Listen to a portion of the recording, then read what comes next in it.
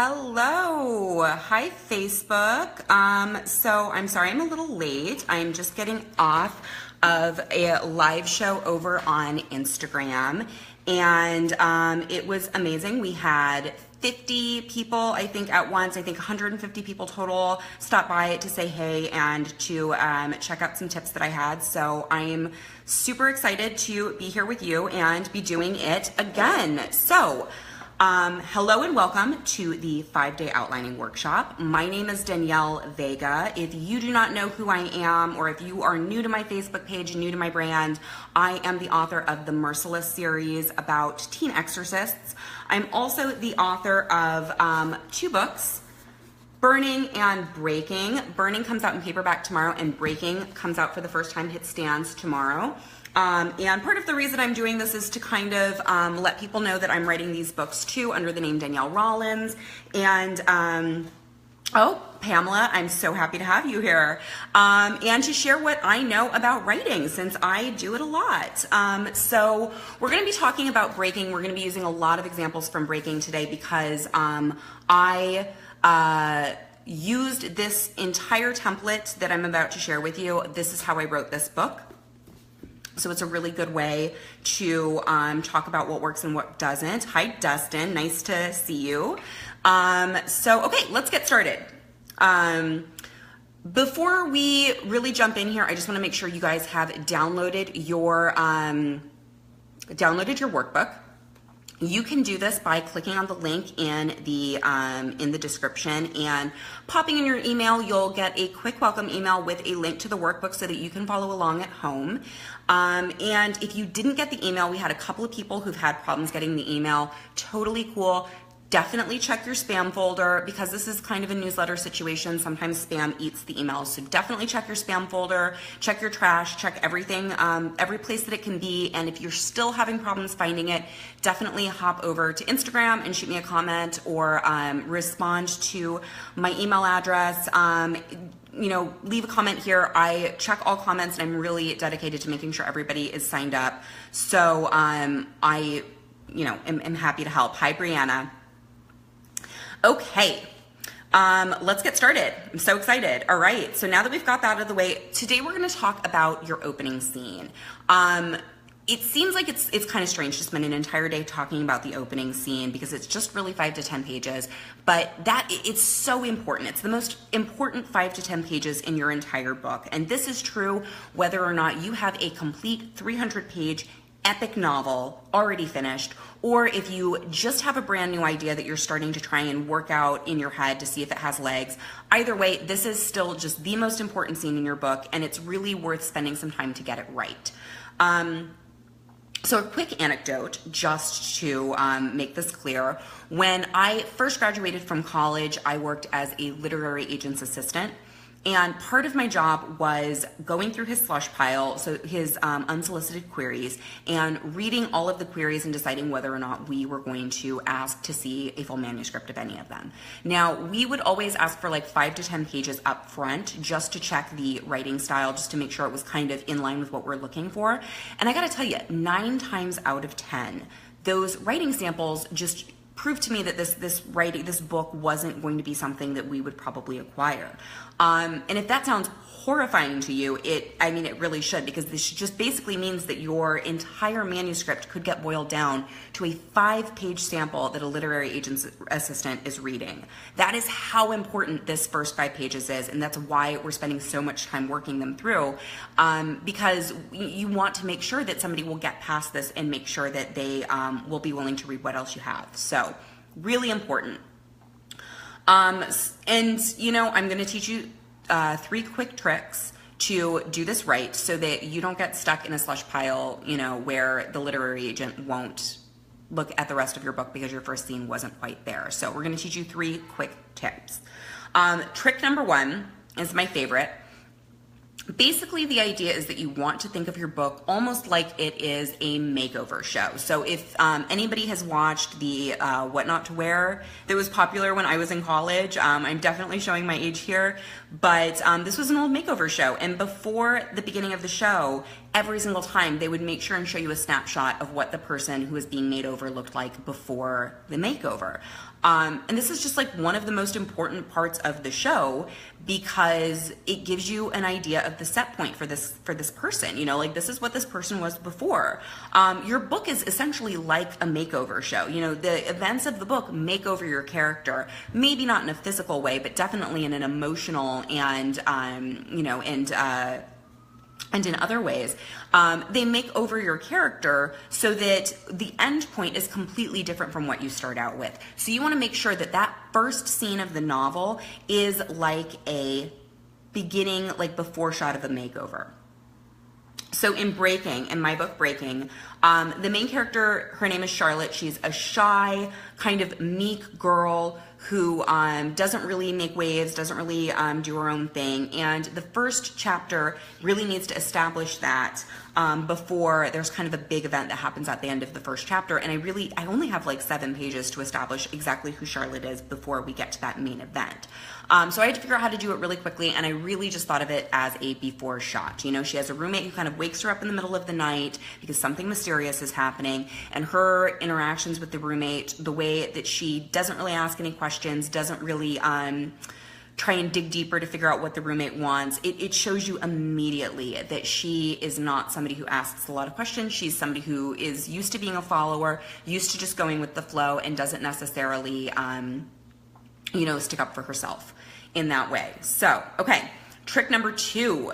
Now that you've got this idea of a before snapshot and using your first scene to be like the before picture in your book's makeover, I am going to suggest that you do some work to figure out a way to show that before shot through action. So anybody who reads a lot of books know that most story breaks down into a couple of different ideas. It's it's action, or what the character is really doing. It's inner monologue, or what the character is thinking, and it's dialogue. Those are like 3 of the main components of story. Most stories are a little bit more complicated than that, but for our purposes today, we're going to focus on these 3 main components. So for your first scene, rather than trying to establish this before snapshot in inner monologue, I'm going to urge you to really, really think about how to show this through action. How it was described to me when I was first learning and first starting out was, you want to show your character in motion, doing something. Okay, so once again, to use Breaking as an example, Charlotte isn't just sitting around thinking about how she is, so used to following her friends around and not really making any choices herself. I show that by having her woken up in the middle of the night and sneaking out of her boarding school with a group of other students to figure out this mystery of what's happening in the woods. That is an action-packed moment that Charlotte is experiencing, and it shows you who she is through these actions that she's taking. So, good example.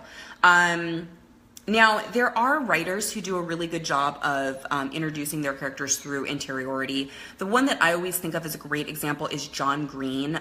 Most of his books start with a character just kind of cleverly thinking. And you might be that kind of a writer too. A lot of more literary or contemporary books kind of have more of a focus on characters' inner monologue. And I would argue that even then, even if your focus is on your character voice and your character's inner monologue, there's still some sort of a root of action that you should be pursuing or thinking about that you should really anchor your scene in. So as an example, in The Fault in Our Stars, Hazel Grace opens the book by thinking to herself about how crappy it is to be a teenager with cancer, but that scene is anchored in this decision that she and her mother have made that she needs to go to a cancer survivors group. So even though it opens with a page or 2 of her kind of contemplatively thinking about her life, that is all moving toward the action of going to a cancer survivors group, which is going to ultimately change who she is and how she experiences the events of the book. So I hope that makes sense. All right, we are going on to the final tip now. This is actually my favorite trick that I've ever heard of for writing a really dynamic opening scene. And it's something that I stole blatantly from Pixar. But Pixar has this famous tip that they share with new writers, that you should never land on your first idea. You know, rather than just coming up with an idea and being like, oh my God, this is brilliant, this is how I'm going to do this scene, they say that you should try and brainstorm 20 different ideas for how to do it, just in case you can come up with something better. So your final tip today is brainstorm. And in fact, if you download my workbook, I have a section where I ask you to brainstorm 20 different ideas for your opening scene, because I guarantee you that no matter what you have now, after 20 different brainstorming ideas, you'll have come up with something even more honed, even more perfect, and unique, something that most readers wouldn't have seen before. So, an example of this is, again, going back to when I was working as a literary agent's assistant, you would be amazed at how many times I saw books that opened with a character waking up in bed on the first day of school, ready to go and experience a new year at school. And I mean, and if you take a step back, this kind of seems to make sense, because it's like, well, it's mired in action. It's a great before snapshot. It introduces a new year of school. It seems like it's a really good place to start the story. But it's cliche. It's something that we've all seen before. And in fact, Buffy the Vampire Slayer, my favorite television show of all time, that is how they introduce Buffy, is waking up on the first day of school. Harry Potter, somebody in the last live show pointed out, Harry Potter actually opens with Harry waking up on, I don't think he's waking up on the first day of school, but he's still just like waking up from a dream. It doesn't feel fresh. And if you even just brainstorm this a little bit, just kind of dig a little deeper and think to yourself, well, what if your main character wakes up and it's not the first day of school, and it's the first day of school, but she's 3 hours late for school and she needs to race through getting ready and suffer the consequences of completely missing homeroom. Well, right away you have something just fundamentally better there, because we're introducing some conflict and some intrigue into that scenario. And if we dig a little bit deeper, maybe we would come up with, okay, well, what if your main character is, it's the first day of school, she's waking up, but she actually doesn't care about the first day of school, and she's just gonna skip it and go smoke behind the school with some of her friends. Well, I mean, that's already so much better, because you're telling us, the reader, so much about who this character is through that one decision.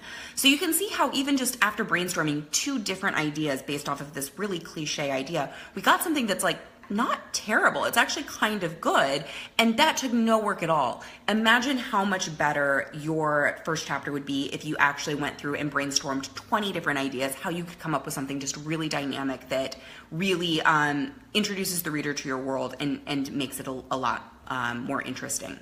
Okay, before we get to some questions, a final note on character wants. So you'll notice that I didn't really talk about character motivation in this specific live session, and mostly that's because a lot of other writers have already talked about character motivation. I assume that's something that you guys know you have to do, but it's also kind of tricky in the first chapter, because you maybe haven't established the main journey of the character quite yet. So the catalyst hasn't happened. It's possible that your character doesn't really know exactly what she wants. She doesn't know what the primary journey of the book is going to be yet.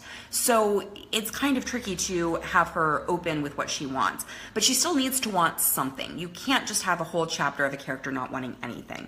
So in breaking, the way that I do a kind of workaround with this is, something happens at the end of chapter 1, and it sets Charlotte on the journey that she's going to be in throughout the rest of the book.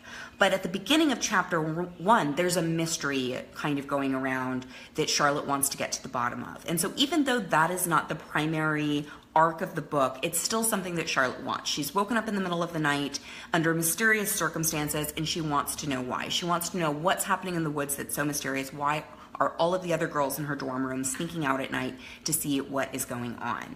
And so even though we haven't gotten to the primary reason that Charlotte is taking the journey of the book yet, we can still open with a little intrigue and a little mystery so that she has a really clear want from page 1.